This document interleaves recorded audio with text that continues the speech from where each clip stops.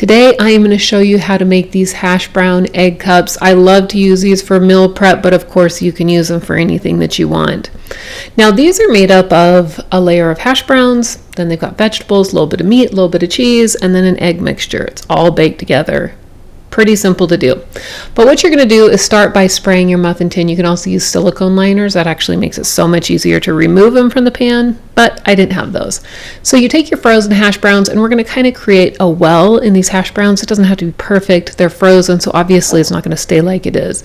You're going to want to take these to the oven, let them bake for 20 minutes, and while they're baking, we're just going to start chopping up our vegetables, our meats, cheese if you're using it. And then once that's all chopped up, we're going to move on to our eggs.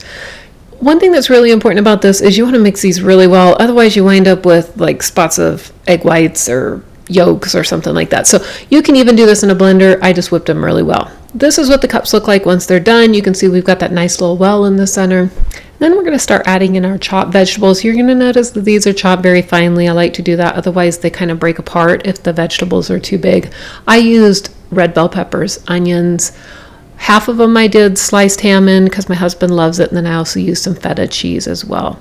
Then once all that's in, we're going to just pour in our scrambled egg mixture.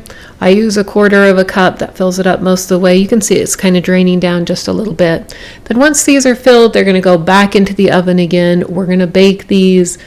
They're going to come out. They're going to be a little bit puffy, and they'll drop down. That's okay. That's normal. But I want to show you something though.